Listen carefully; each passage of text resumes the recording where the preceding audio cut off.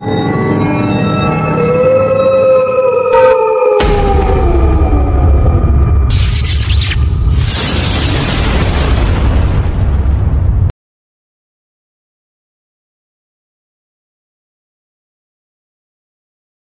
के ठीक 3 बज रहे थे।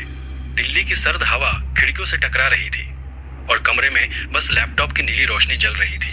आर्यन, एक जर्नलिस्ट जो हॉरर फिल्मों की सच्चाई पर डॉक्यूमेंट्री बना रहा था, सामने स्क्रीन पर झुका बैठा था। उसके चेहरे पर थकान और जिज्ञासा दोनों झलक रहे थे। स्क्रीन पर एक पुरानी हॉलीवुड फिल्म चल रही थी, द एक्सोर्सिस्ट 1973।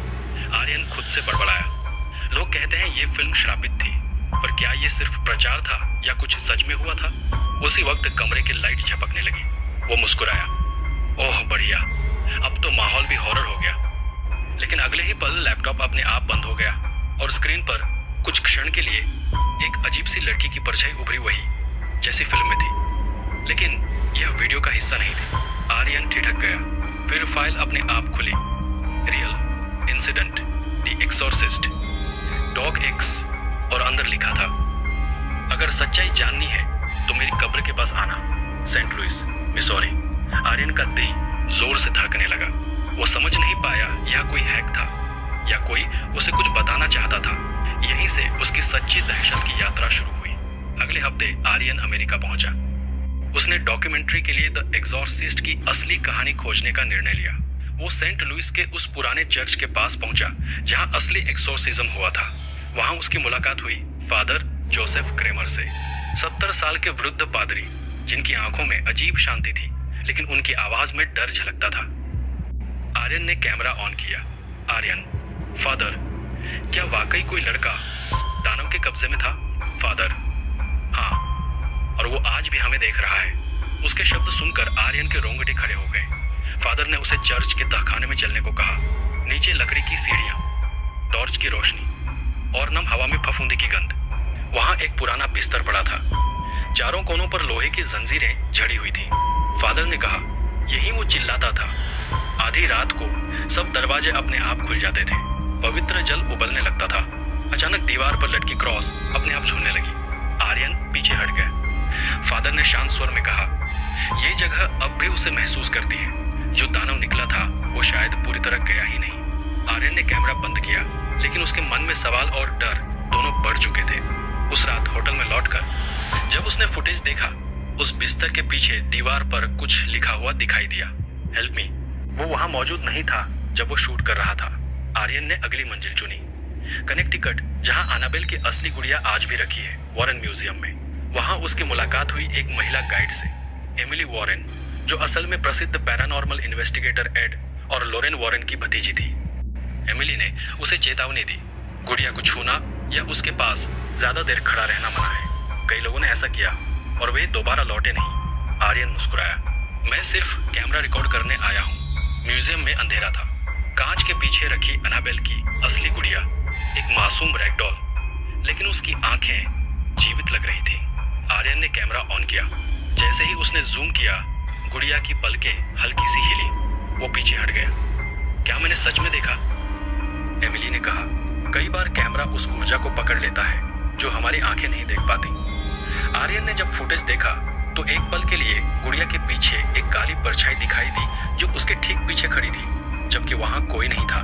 अगले दिन रात को होटल में उसने सपना देखा। एनाबेल उसकी छाती पर बैठी थी और कह रही थी, मुझसे मत भागो, तुमने मुझे रिकॉर्ड किया है। सुबह जब वो उठा, उसके गले पर हल्का नीला निशान था। आर्यन अब रोड आइलैंड पहुंचा, उस असली घर में जो द कंजरिंग फिल्म की प्रेरणा था। ये वही घर था जहां पेरोन फैमिली के साथ रहस्यमय घटनाएं हुई थी। घर पुराना था, दीवारों पर सीलन, दरवाजे अपने आप हिलते थे। घर के मालिक, एक बुजुर्ग महिला मार्था, ने कहा, यह घर सांस लेता है। जब कोई अंदर आता है तो यह पहचान लेता है। आर्यन ने रात वहीं रुकने का फैसला किया। रात 2:45 पर अचानक दरवाजा अपने आप खुला। कैमरा अपने आप रिकॉर्ड मोड में चला गया। वीडियो में देखा, बिस्तर के पास खड़ी एक औरत सफेद गाउन में, बालों से चेहरा ढका हुआ। वो कुछ बड़बड़ा रही थी, मेरे बच्चों को मत ले जाओ। आर्यन ने कैमरा पकड़ा, लेकिन वह औरत गायब थी।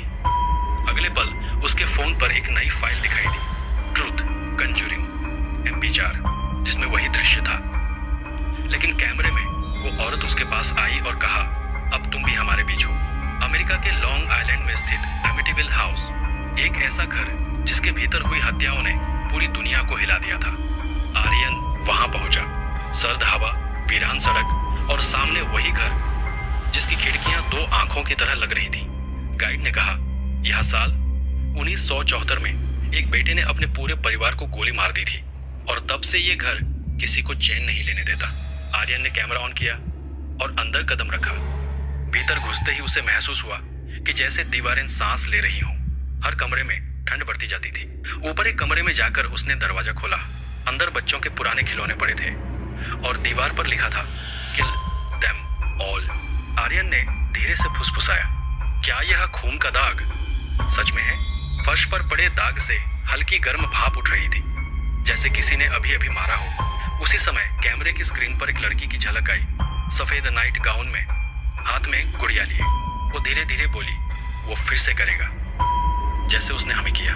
कैमरा अचानक बंद हो गया। जब आर्यन ने बाद में फुटेज देखा, उसमें वो लड़की कैमरे की ओर झुककर मुस्कुराती है और उसके पीछे दीवार पर लाल अक्षर में लिखा दिखता है, वेलकम आर्यन।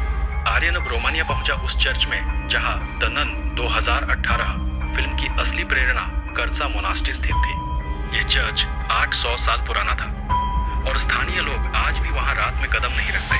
आर्यन ने स्थानीय पादरी फादर पेट्रोव से मुलाकात की।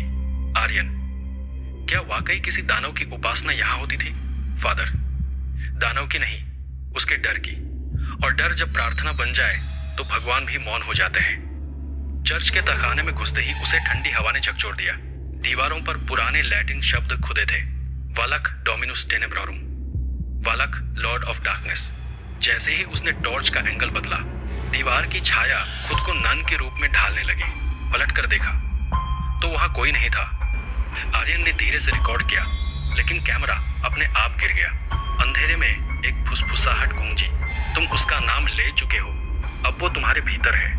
उसके कान से खून की हल्की बूंद टपकी और अगले दिन सुबह जब वो होटल लौटा तो उसने देखा उसके पासपोर्ट पर काले स्याही से लिखा था, बालक वेलकम्स यू। अब आर्यन की अगली मंजिल थी ओरेगन, यूएसए, जहां एक यहूदी परिवार के पास मौजूड था वो रहस्यमय डिब्बक बॉक्स जिस पर आधारित थी फिल्म द पोजीशन 2012। उस परिवार की पोती सारा लिवाई ने उसे बताया, ये कोई खिलौना नहीं, ये एक आत्मा का घर है जिसे कभी खोला नहीं जाना चाहिए। आर्यन ने कैमरा चालू किया और पूछा, क्या मैं इसे रिकॉर्ड कर सकता हूँ? सारा, सिर्फ रिकॉर्ड, छूना मत।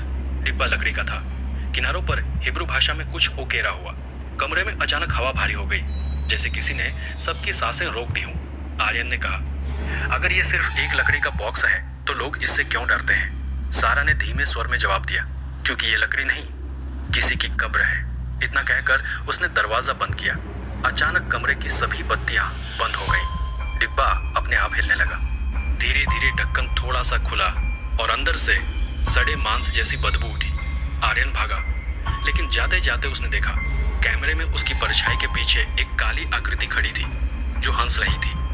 अब आर्यन के पास 5 फिल्मों के सबूत थे। वो अपने होटल में सब फुटेज एडिट कर रहा था। लैपटॉप पर एक के बाद एक फाइल खुल रही थी, लेकिन जब उसने द एग्जॉर्सिस्ट की फाइल चलाई तो स्क्रीन पर लिखा आया, you shouldn't have recorded us. सारे वीडियोस अपने आप मर्ज होने लगे। Annabelle, Conjuring, Amityville, Nun, Possession, सबकी झलकियां एक दूसरे में मिलकर एक नया चेहरा बना रही थी। वो चेहरा था आर्यन का खुद का। वो पीछे हटा, पसीने से भीगा हुआ। उसी वक्त बिजली गुल हुई। स्क्रीन पर एक नई फाइल खुली, फाइनल ट्रूथ MP4, जिसमें उसकी अपनी आवाज़ थी। अगर ये वीडियो तुम देख रहे हो तो शायद मैं अब जिंदा नहीं हूँ। 3 महीने बाद भारत के एक न्यूज चैनल पर ब्रेकिंग आई, भारतीय जर्नलिस्ट आर्यन शर्मा लापता। आखिरी बार रोमानिया के एक मठ में देखा गया। उसकी documentary horror behind films release नहीं हो पाई, लेकिन कुछ हफ्तों बाद यूट्यूब पर अचानक एक अज्ञात चैनल पर वही डॉक्यूमेंट्री अपलोड हुई। टाइटल था डोंट वॉच अलोन। वीडियो में शुरुआती दृश्य वही था। आर्यन कैमरे के सामने मुस्कुरा रहा था, लेकिन आखिरी सीन में कैमरा अपने आप घूमता है और पीछे दीवार पर लिखा दिखता है, the story isn't over, he is still recording. Video खत्म होते ही कमेंट सेक्शन में एक नया कमेंट आता है, thank you for finishing my story. Aryan, ये कहानी कहानी सिर्फ फिल्मों की सच्चाई नहीं थी, बल्कि उस जिज्ञासा की सजा थी जो इंसान को अंधेरे के बहुत पास ले जाती है। हर हॉरर फिल्म के पीछे कोई ना कोई वास्तविक डर जरूर छिपा है, लेकिन कुछ सच्चाइयां कैमरे में नहीं, आत्मा में कैद होती है।